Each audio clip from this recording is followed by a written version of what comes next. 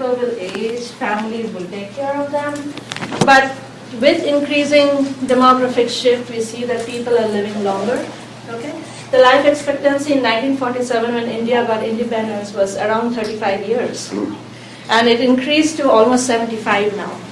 So people are living really long. And the issues of intergenerational living or intergenerational care, which was there, and I'll talk about it, it's very heterogeneous, but it's becoming a concern. So Indian population, you can see, females have I don't know, have you heard about the feminization of elderly? So India is undergoing that. So what has happened is, you know, that the gender ratio, especially at birth, is very skewed in India because of high mortality among girls, so girl child, or because of infanticide and a number of reasons. So at birth, the gender ratio is very skewed. But over time we see that more women are living longer in India. So a lot of women above the age of 65 are living single with practically no family support. And that's an increasing trend that's happening. And they're living also longer because, you know, and alone because in India the average age difference between husband and wife is almost 6 to 10 years in that generation. Sometimes it's also 15 years. So women tend to be living longer and living alone, and that's why the new term called feminization of elderly women is happening. Feminization of elderly is happening in India. And some more on demographic shift, like it was a bottom heavy, but now it is becoming top heavy. Just to bring into perspective that why is aging becoming an information in India. So there is a demographic shift that is happening. And there is a simultaneous epidemiological shift. So what is happening is, we also have an increasing trend of non-communicable diseases. So blood pressure, heart diseases, kidney diseases are increasing at a phenomenal rate. And where India is, we are having the double burden of disease, so we are having a mix of both communicable and non-communicable diseases. But over time, you see that the life stress disorders are increasing at a phenomenal rate. So increasingly what is happening, this is again another slide, but increasingly what is happening is Indians are living longer but not necessarily healthier. So that is where we stand now. Well, we have increased life expectancy, but not necessarily the quality of life is really good. Because access to healthcare, increase of these diseases, people were not really ready to face all this. And now they have to care for somebody with this kind of problems. So living arrangement of elderly in India. So now we move to what has been the usual place of aging for people in India. So intergenerational or co-residence is common in India among the elderly. The National Family of Household Survey found 78% to live with their children, 14% to live only with the spouse, and 5% to live alone. And there's a huge heterogeneity based on which state you are from. Okay, sorry, I thought it's the one. So which state you are from. Now, I don't know how much you integrate development studies in understanding South Asia and the way it's functioning, but we find increasingly that not all states have developed equally, okay, in India. So one of the important markers of development is reduced fertility. So some of the states have suddenly had a drastic drop in fertility, while the other states have really high rates of fertility still now. So in 1970, when India launched its population control program, not all states were equally impacted. So some states had high, some states had low, and then with that, economic inequality also crept in. So in order to understand this, there have been a few studies that recently, in the past 10 years actually, have come up. One is a longitudinal study of aging in India. It is a study that is focused, it's called the LASI, it's done by the Harvard. And it's specifically focused on understanding the aging situation, and they did their pilot. I think they're going to do their full study now. And they found Rajasthan at the highest household size compared to Kerala, Karnataka and Punjab. Actually Kerala has the lowest, I think. Then living alone is more common in southern states like Kerala and Karnataka, and the least common in Rajasthan. So there's a lot of intergenerational living happening in Rajasthan. Now why I'm focusing in Rajasthan? Because my study is based in Rajasthan. Okay, and I want you to be aware that whatever study I'm talking about is cannot be generalized to all of India. So you should be very careful of that, okay? And the other studies say it is done by the WHO, and again they found that the households in Rajasthan had on average 6.7 household members, and Uttar Pradesh had 7. That's another state which is hugely populous in our country, compared to other states like Assam, Karnataka, and Maharashtra. So the household size is a very good determinant of how many of intergenerational living. And we find that intergenerational living is the highest in states of Rajasthan and Uttar Pradesh, which are also the states which have some of the very low developmental markers. As I said, high fertility rate, low level of education among women, health access. They have a lot of poor development markers compared to states like Kerala, Karnataka, Maharashtra. Okay. So this is, I don't know, this is so light, okay. So for example, as you can see, like the southern state of Tamil Nadu, it's very high on the developmental index. You have a lot of people who are living alone, as opposed to, Punjab has a different history of why it is, but Orissa and Kerala, these kind of have, and also living with spouse is very common in Tamil Nadu. It does not have Rajasthan because this is another study called the BKPI. It's another study on aging. A lot of people are doing studies on aging. So this is from another data. So caregiving in India. So we talked about demographic factors, we talked about epidemiological shift, we talked about household structures and intergenerational living. So in India and also in a lot of literature, you'll keep on hearing that traditionally families have been the most best place to age. But if you go back to literature, on family literature in India, you'll find that there is vast heterogeneity. Historically, there has been a vast heterogeneity. Intergenerational living has always been more common among the rich. Among people who have been poor, intergenerational living was never a norm.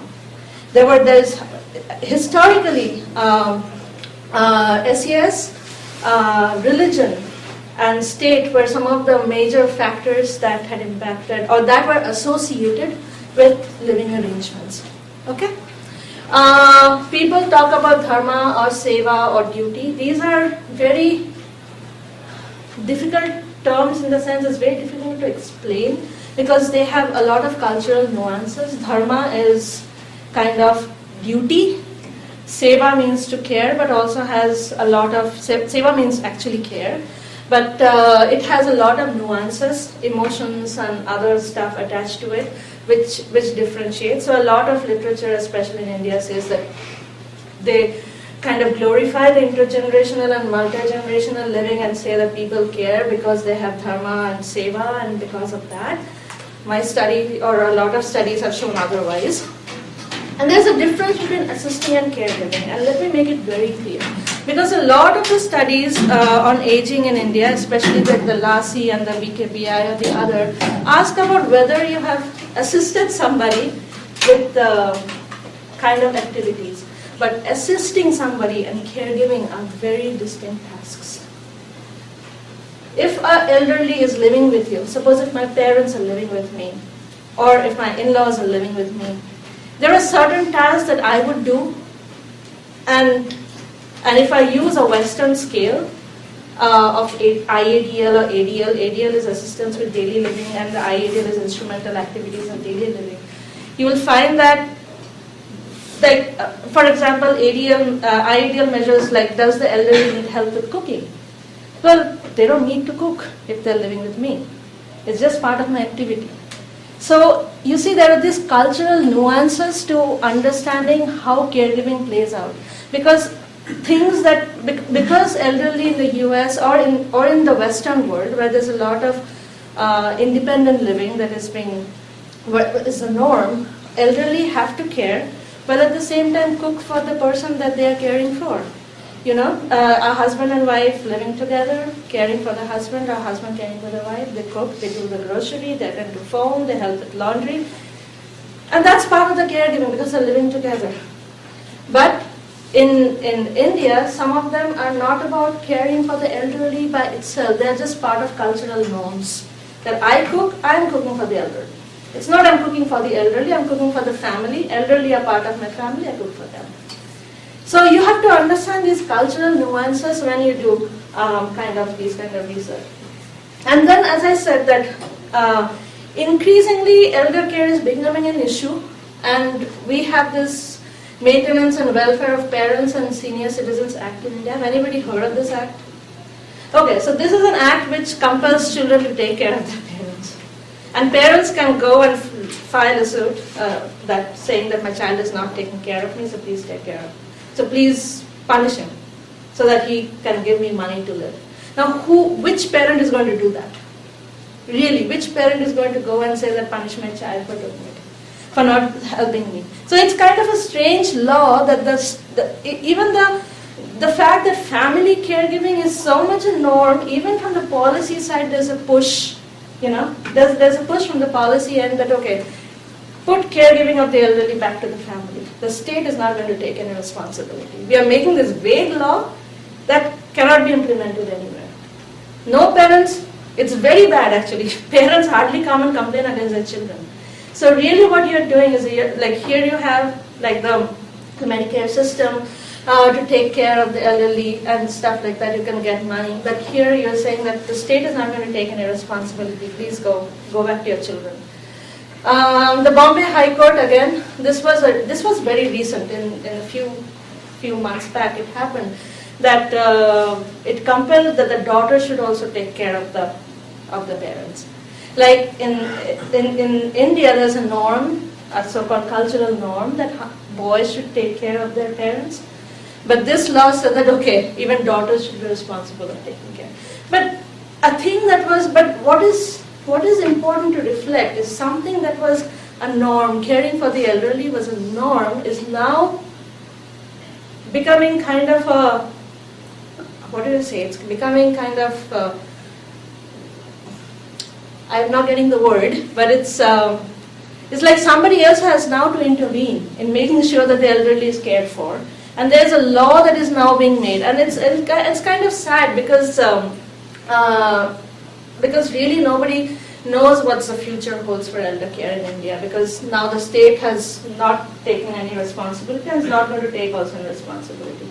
So existing studies on aging and caregiving in India, so there's a lot of lack of empirical studies, and they're mostly conceptual papers and policy papers. So the way they understand, so what happens is, the way they understand caregiving is they equate it to living arrangements. So the moment you say that, elderly are living with a multi-generational family, it means that the multi-generational family is caring for the elderly. But it does not happen that way. It's not an easy equation. So there has been not a very focused understanding on the nuances of caregiving that goes on. Who takes care? Why do they take care? What are the dynamics of caregiving? And to understand that, for example, caregiving, monetary support is considered as caregiving. So think about you and I, like we are two brothers and sisters.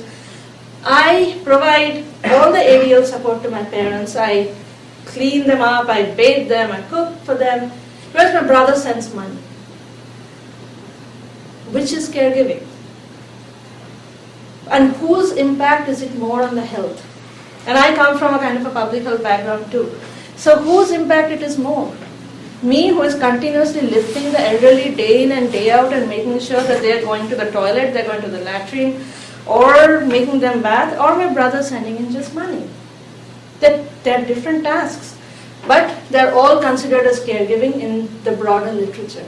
And that is very difficult to understand, because caregiving or just having an elderly at home is different from having a disabled elderly at home. And that changes the dynamics, and it impacts the health and the well-being of the caregiver. And when you push something back to the family, there are cultural norms which dictate why would I care and how much I would care and what amount of care I would give. So it's very complicated. And to understand some of these complications, actually we took up the study, and it's very interesting. So here are some of the questions that I will answer, that who are the caregivers of the elderly in India, and what are the care needs of the elderly in India, what are the determinants of elder care, and how are families negotiating elder care. Okay? Till here is it okay? I know the background is important to tell you that how is aging actually panning out. Okay, so we did a study in Rajasthan. I don't know if you all know, it's a state on the northwestern part of the country, and it was conducted in Jodhpur. Jodhpur is a city in Rajasthan, and it's very famous for its fort and palaces and stuff. And beautiful city, very hot near the desert. This is a part of the building. So they were building a geriatric center. It's one of the national geriatric centers in Rajasthan, and Jodhpur is one of them. So it was still under construction, but the first floor was still operational. And this was our team. This is the doctor who was part of our group, and this is us. These are our interviewers. This is the PI, Dr. Capistran, and this is me. And we are all training our caregivers. Training the interviewers. So it was a very neat study. So we did 30 qualitative interviews and 100 quantitative surveys. And it was a mixed method study. We decided on mixed method partly because my training as well as Dr. Capistran's training has been in the West. And we thought that to understand caregiving properly, we need to really understand the nuances of how caregiving plays out. This is the overall theoretical model we had used. It's a stress and coping model. Don't get bothered by this. This was just a general overview of a model that we use, and for this specific study I use other kind of theories to understand it. But this is an overall stress and coping model that we use to structure both our qualitative as well as our quantitative interviews. And we used a sequential design. We did the qualitative phase first, and then we went to the quantitative phase. And it was fun. So the qualitative design, we used a purposive sample stratified by care recipients' health. So we had 10 caregivers of person with severe physical impairment, mild to moderate, and little or no physical impairment. So we want to know what's the base. If you don't have an elderly who is disabled, then what's the basic amount of care you provide? That's why we had the third group. Okay. And so our recruitment side was the hospital. So whichever caregiver or the patient who came to the hospital, we asked them that we are doing this study, would you want to participate in the study? It's very difficult because people's understanding of research is very different in India. There is a sense of concern about participating in studies. So we had to, Dr. Mathur, who was our co-PI, he is very well regarded, so that also helped us to get more people into our study. Very important. We used a semi-structured interview with relevant probes, and interviews lasted from 60 to 90 minutes, sometimes it even went beyond that. And in December, and it was collected in this time, so the average age of caregivers in the qualitative design was around 44.6 years. Then the basic of it, I'll just go over it quickly. So we kind of we did an audio recording, and we asked them, we did it at the home. Women, primarily most of them were women, and they didn't want to go outside to be interviewed. It was very interesting actually, because when you ask about caregiving for an elderly, people are very cautious about how they talk.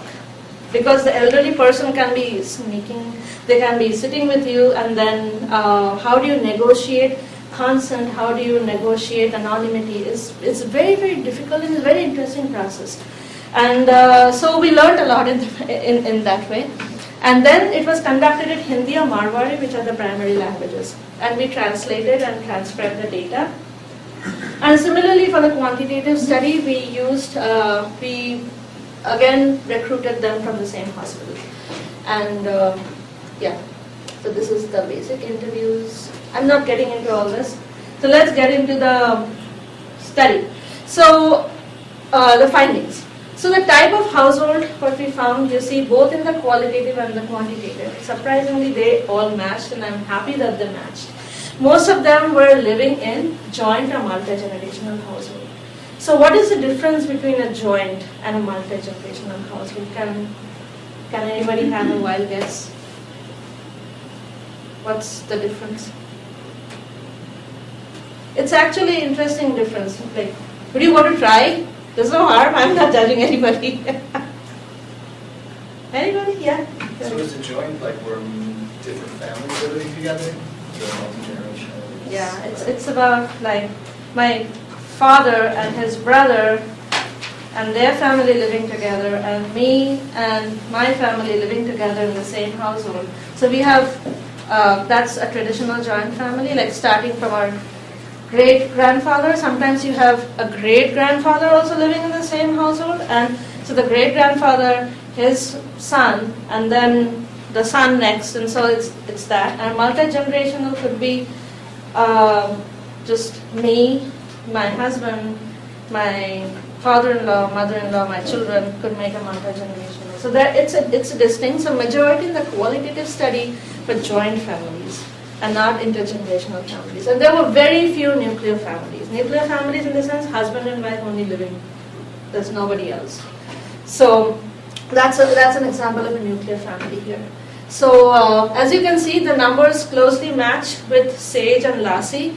The average household members were 6.33, it was 6.7 in those studies, and from the quantitative we have 6.34, which is also very closely matches. So who are the caregivers to elderly in India? No wild guesses, they're primarily women as much as in the US. So, okay, so can you see, can people in the last row? Huh? Can you see? Okay. So primarily a daughter-in-laws, okay? Followed by wives, and then you have the daughter, you have the granddaughter-in-law, and then you have husbands, and you have your son-in-law. So this was in the qualitative sample, which was on 30, and this was in the quantitative. Not too different actually. Again, majority were daughter-in-laws. There was wife, sons came into the picture in this one. And there were daughters and grandson and husband. So it's interesting how grandchildren actually play a big role in caregiving in India. But primarily, all of them were, majority of them were women who were caregiving. Not surprising. So women are the primary caregivers. So who are the care recipients? The majority are actually the mother-in-laws. And as I said, related back to feminization of aging in India. A lot of women are living longer and in very poor health. So a lot of the care recipients are actually women. So the mother-in-law, and then you have the father-in-law, and then you have mother, grandfather-in-law, then the wife, okay, and others. So these are from the quantitative study, and I'm glad that they kind of match. So yeah, I talked about it. So the care context. So caregiving is a lifespan issue. That's what I felt. That a lot of them, caregiving is like a career. They have spent 15 years, 20 years, 25 years caring for somebody. It's strange, right? How many of you find it strange? Honest? So some of you might find it strange. A lot of them have spent their entire lives caring. And we will come into the nuances of what that care means. And caregiving, a normative or a non-normative role transition. A normative means something that is in the norm, whereas non-normative role transition means something that has an event occurs, and then caregiving becomes a non-normative event. So what we find is, caregiving, a lifespan issue, you see that almost 23.2% were caring for somebody more than 10 years, which is a long time caring for somebody. A lot of them in the qualitative sample said, I'm caring for my father-in-law with paralysis for the last 25 years, 15 years, 20 years. It is unimaginable how for these women, it's like going in and day in and day out. So, but a good majority were caring for 1 year to 3 years, which is also really hard on them. So for example, caregiving is a career. So there is a quote, said he, which is in bracket the elder brother-in-law, is unable to care physically because he never took care of anyone. I have taken care of my father, so I am able to do it. Slowly I will be a master of taking care. So this is a son-in-law who is caring for the father. Actually, they are both sisters married in the same family. So the father-in-law, after he lost his wife, he moved in with them. In the ID 1003 said 6 years Papa was sick. Papa actually meant father-in-law. Mom is sick, which meant mother-in-law. Sick since 12 and 13 years. And now that she got paralysis attack. So you see, it's like a career of taking care. Yes, she's with me only since 21 years, and then I got married at the age of 20. Then mother-in-law was on bed and father-in-law is old. Mother-in-law's condition is like that only since beginning. That after 2 or 3 years of my marriage. I'm in a service only. I'm married since 25 years. And then after 5 years I was looking after her, means now I have 15 years of past looking after them. So it's like, it's heartening to hear this actually. They have been spending all their lives taking care. And then said, since when are you taking care? Since I got married. So a lot of these women say that I've been taking care for a very long time. It's a non-normative or normative role. In the normative role, people said that they, referring to her sister-in-law, did not get that value from their mother's house. Our mother and father have taught us to look after our father-in-law and mother-in-law and do not bring any complaint to us about them. This woman saw it as a normative role transition, and after marriage I'm supposed to care. Whereas in this one, so then in the non-normative, they said, so then you have to forget all things what you were before marriage. Now this only is your life, and only is your work and target. You have to forget all your earlier dreams. Before marriage, we used to think that here we will roam and there we will go after marriage. So we go, but then if there is an elderly person at home, so have to adjust accordingly. So a lot of women had to give up on their hopes and aspirations as they were. So caregiving was seen as a change to what they were expecting in life. This is a graph that shows, this is finding from the quantitative study. So days per week, as you see that almost 87% of the sample, 88, were providing everyday care. And most of the care was in the morning. Any idea why they would be caring? Most of the care tasks are in the morning. Huh? Getting them ready for the day. Yeah, getting toileting, bathing, those are huge tasks. And especially these women or men, because they have been bedridden for so long, they have become obese. So lifting them up and taking them to the toilet or getting them bathed, getting them food, because a lot of them cannot hold anything in their hands. So it's very hard. And toileting means like really cleaning the shit. And being that, a lot of them actually feel very sad about it, doing it, but they then do it nevertheless. Hours per day. You see, a lot of them say that they care for almost 24 hours. Really, what does it leave you in your life? So almost 22% said that they're caring for more than 15 hours, and a good chunk out of the 100, almost 20 people said that we care for 24 hours. Now it raises a question, and actually my colleague and I were discussing that really do they care for 24 hours?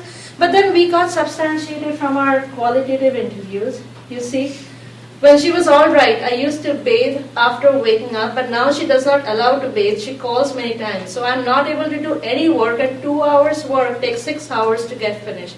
Then cooking and then sweeping and mopping also her work in between. Then this is another respondent. She says, I have to do all her things. When I get up in the morning, so then I go to the kitchen first. Like my brother-in-law has to go to office, and then her husband has to go to office, so she has to make breakfast for all of them. And then she has to make her mother-in-law brush and in bed and give her breakfast. And then she has to clean her own house and then make her ready, and then there's no time to take any breath. So what is happening is caregiving is getting intertwined with daily activities. So these women never feel that, okay, that I'm out of this care. Like she's cooking and then feeding her mother-in-law. She's cleaning and in between time to monitor if she needs medicine, she needs food. So the fact that they never feel they're out of caregiving. That's why perhaps when they said that they care for 24 hours, I think they mean it. A lot of them have to wake up all night. They're sleeping for 2 or 3 hours. There's some people have to get up at 7 or 8 times at night, and it is only the woman who's doing it. Sometimes even the men also do. I'm not saying that they don't do. But it's sad that how these women actually view it as a 24-hour job. So these are other quotes. So what are the care needs of the elderly? So as you can see, these are the different types in the qualitative interview, like there were bathing and toileting. So till here is ADL measures, which we call assistance with daily living. So they help a caregiver to be alive, I guess. Then managing medication, monitoring, socio-emotional support, and accompanying them to hospitals.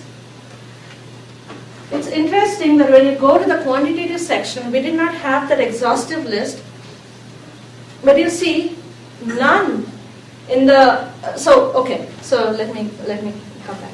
So you see that there is a high level of ADL assistance.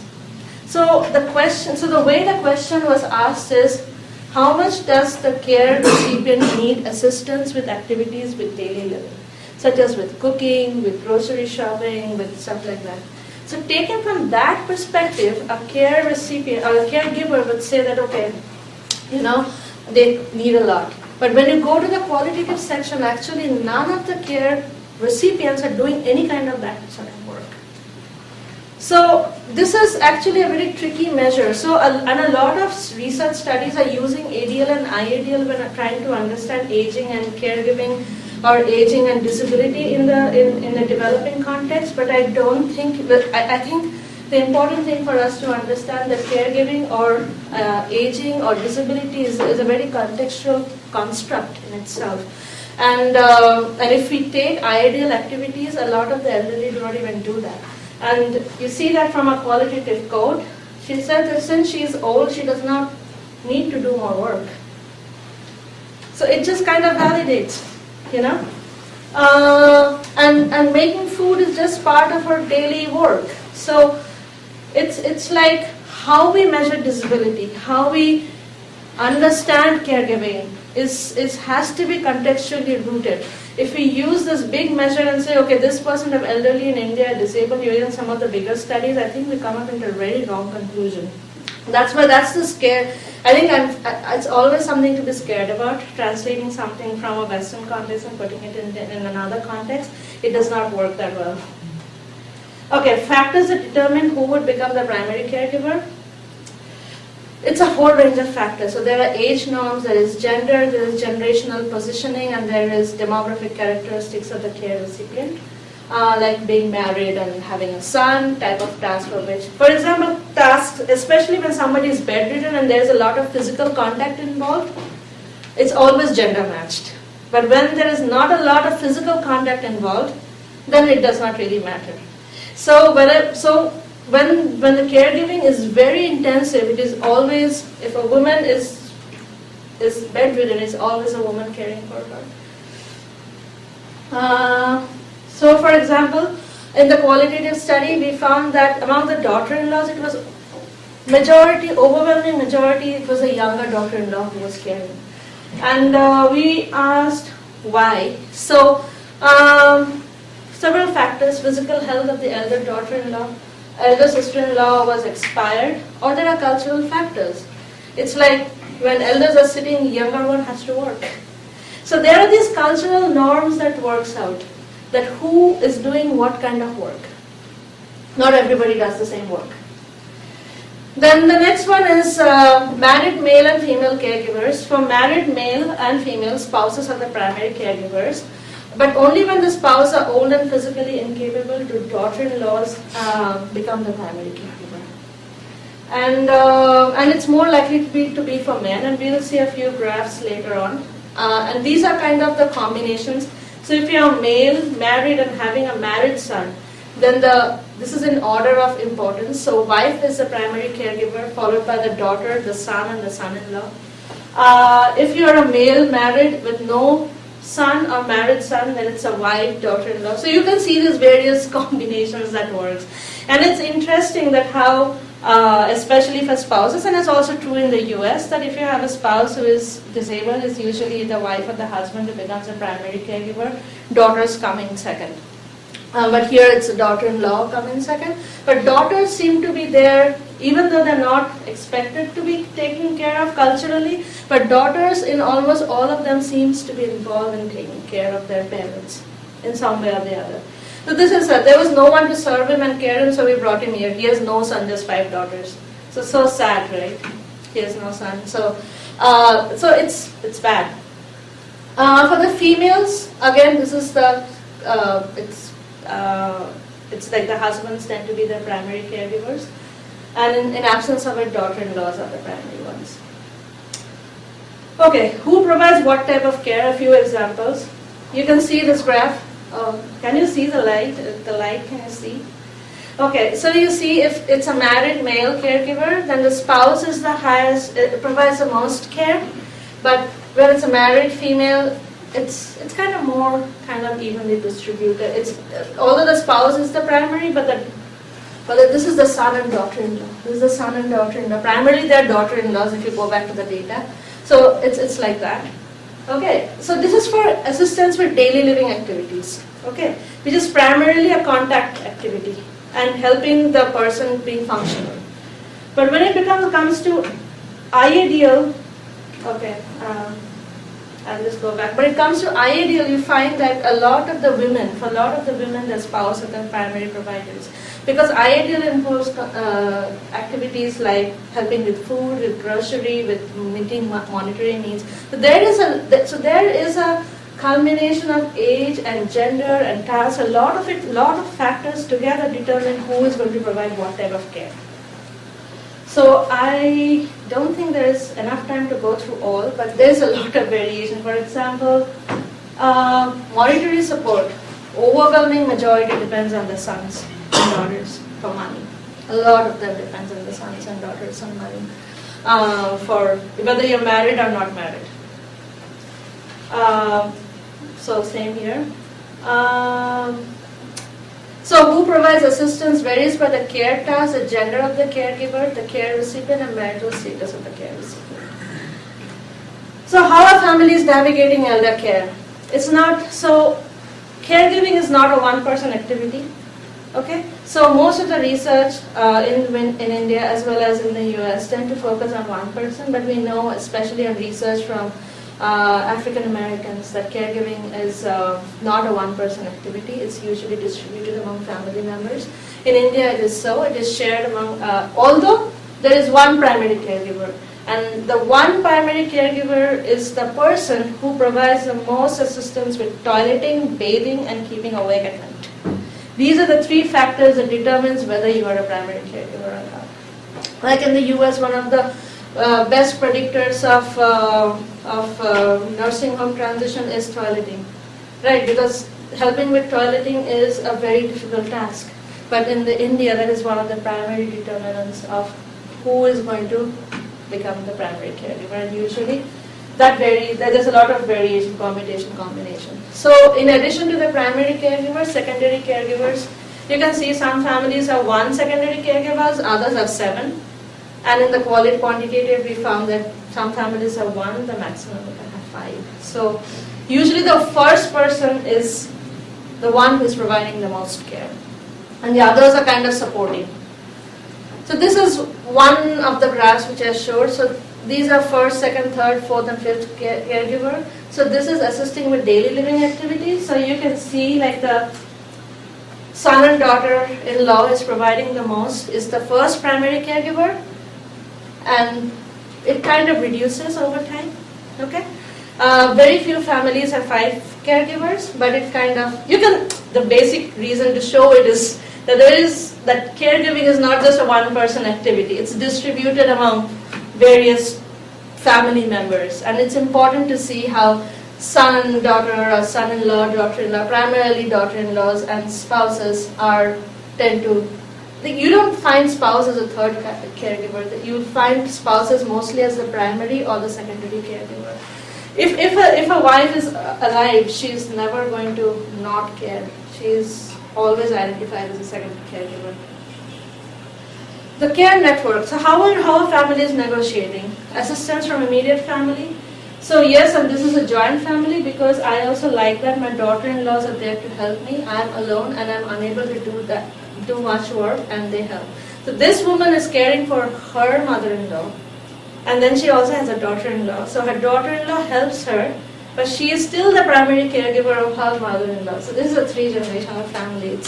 Okay, so this is a house with 7 to 8 members. Some or the other is always there with him. So you can see that its caregiving is kind of distributed. But think of the fact that that there is a heterogeneity. If somebody has only 2 members in 2 secondary caregivers or 1 secondary caregiver, as opposed to somebody having 8 secondary caregivers, it is a whole different logic. Because suppose if I am the primary caregiver and I am cooking, and I can tell my child, who is a grandchild, up to the caregiver, that go and sit and talk to grandfather. But if the child is not there, then it might happen that I have to be aware that what the grandfather is doing. So the monitoring responsibility also falls on me. So assistance from extended family. So elder brother-in-law lives in Jeddah, so his salary is good and he sends the money.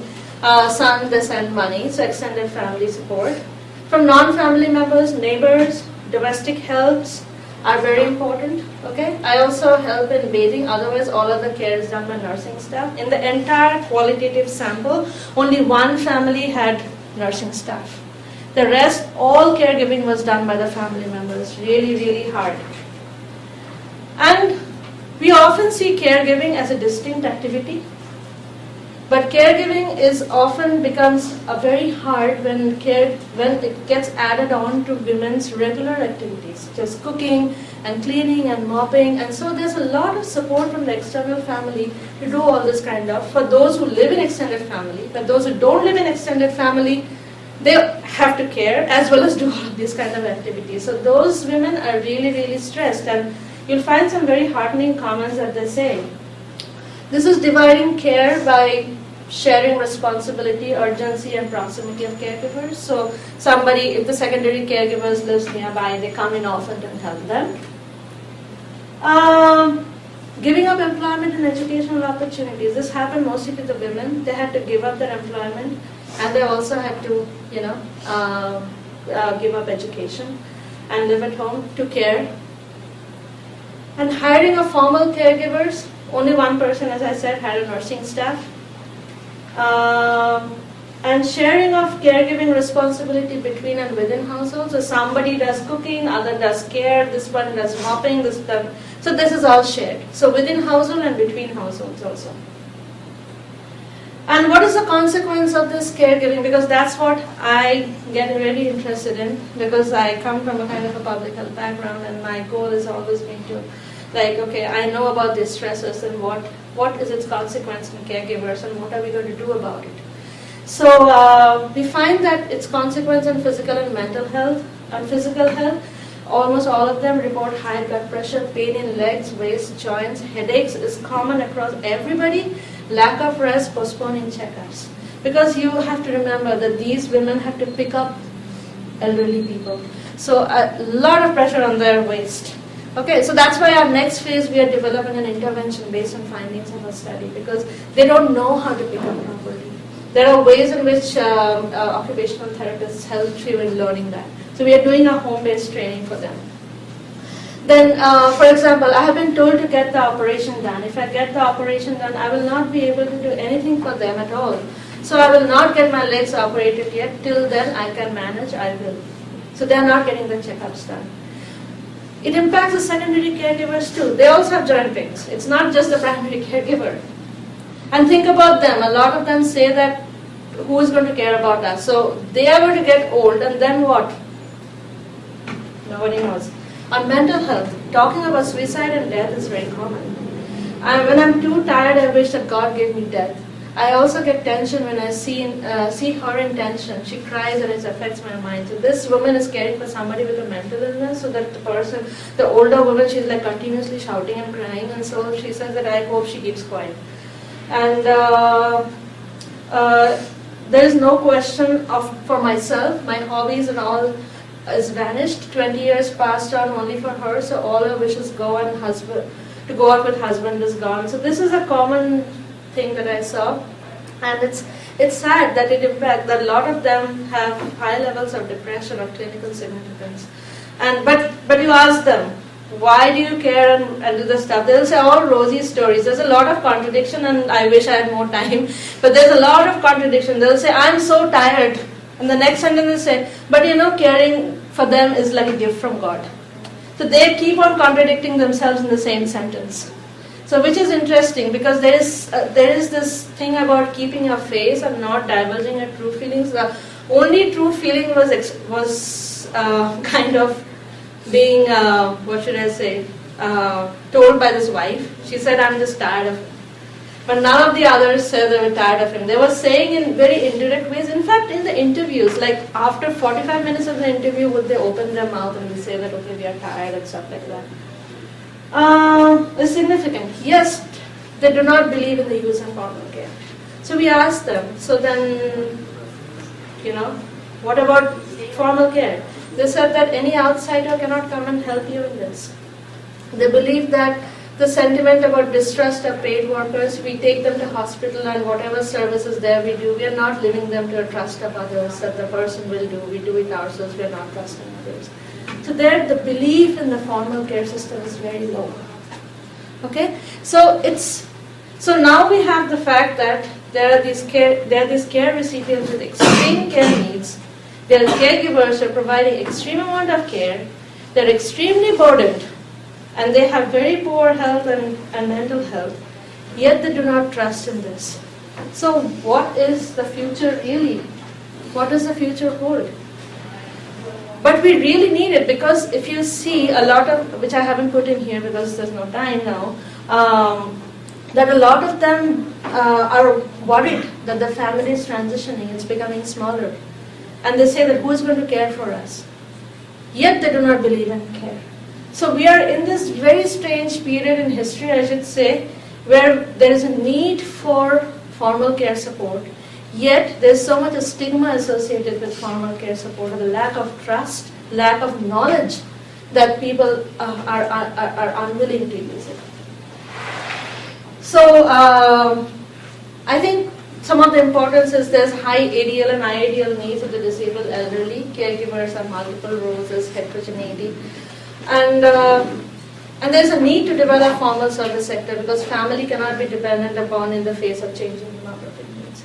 So this is happening in a state where there is a high amount of family support. So think about state where there are more elderly living alone or living just with the spouses.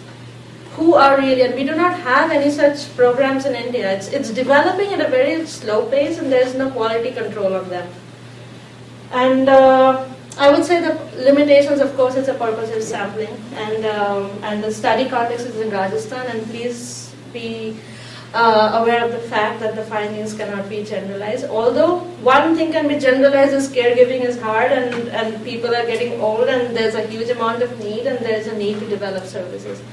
And data also needs to be analyzed to see the impact of living arrangement on health and well-being. And a multi-state study is needed, no funding. Nobody wants to study these softer issues, though, because the aging field in India is dominated by economists who wants to look at economic well-being. But honestly, I think there needs to be more nuanced understanding of how caregiving pans out if you want to really help or develop services, which is extremely needed in India.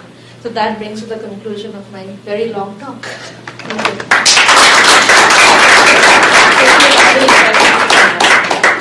I know it was a lot of information, but I hope you'll get an idea.